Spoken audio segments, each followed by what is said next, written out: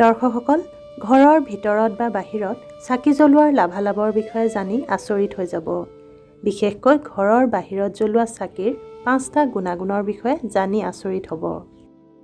দৰ্শকসকল, আপোনালোকে এইটো নিশ্চয় জানে যে ভগৱানক পূজা অৰ্চনা কৰাৰ বাবে চাকি জ্বলোৱা হয়। হিন্দু ধৰ্মত পূজা কৰোঁতে গৰু ঘি বা মিঠাতেলৰ চাকি নিশ্চয় জ্বলায়।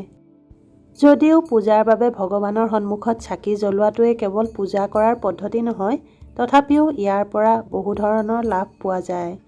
চাকি জ্বলোৱাৰ বাবে না কেৱল বহু ধৰণৰ শক্তিয়ে জাগ্ৰত নহয়, লগতে এই 5টা ডাঙৰ লাভালাভো হয়। নম্বৰ 1, পৃথিৱীৰ পৰা অন্ধকাৰ দূৰ হয়। চাকি জ্বলোৱাৰ বাবে ঘৰখন পোহৰ হোৱাৰ লগতে ঘৰখনৰ ঋণাত্মক শক্তিক বহু দূৰত ৰাখে। য'ত চাকি জ্বলোৱা হয়, তাত ধনাত্মক শক্তিৰ বাস হয়। তেলৰ চাকি গছৰ প্ৰভাৱ চাকি গছ নুমুৱাৰ আধা ঘণ্টালৈকে আশে-পাশে বাতাবৰণত থাকে।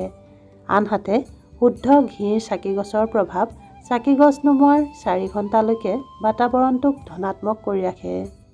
নম্বৰ 2, হানিকাৰক বীজাণুৰ নাশ হয়। দৰ্শকসকল, চাকি জ্বলোৱাটো কেৱল ধাৰ্মিক ৰূপেই যে লাভজনক তেনে নহয়। চাকি জ্বলোৱাটো বৈজ্ঞানিক ৰূপেও লাভজনক। যেতিয়া ঘৰত শুদ্ধ ঘি বা মিঠাতেলৰ চাকি জ্বলোৱা হয়, তেতিয়া তাৰ ধোঁৱাৰ পৰা ঘৰৰ বাতাবৰণত সাত্ত্বিকতা আহে। লগতে আশে-পাশে থকা হানিকাৰক বীজাণু ধ্বংস হয়। নম্বৰ 3, ঘৰত সুখ সমৃদ্ধিৰ বাস হয়।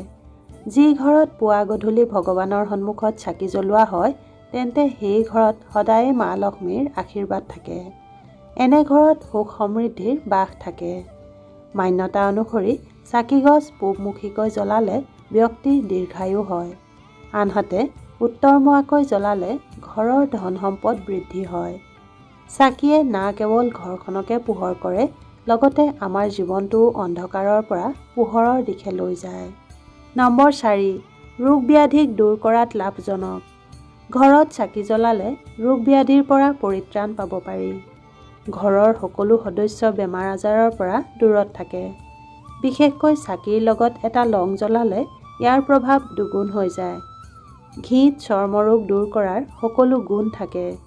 সেয়েহে ঘিৰ চাকি জ্বলোৱাটো স্বাস্থ্যৰ বাবে বেছি লাভজনক। নম্বৰ 5, শুভ শক্তি হয় আকৰ্ষিত। হিন্দু ধৰ্ম অনুসৰি যি ঘৰত পুৱা গধূলি চাকি জ্বলোৱা হয়, তাত কেতিয়াও অন্ধকাৰ নহয়। সুখ সমৃদ্ধিৰ বাস হয়। সুখ শান্তিক চুম্বকৰ দৰে আকৰ্ষণ কৰে, যিটো আপোনাৰ বাবে খুবেই শুভ। আজিৰ ভিডিঅ'টো যদি ভাল পালে তেন্তে লাইক আৰু কমেণ্ট কৰিব।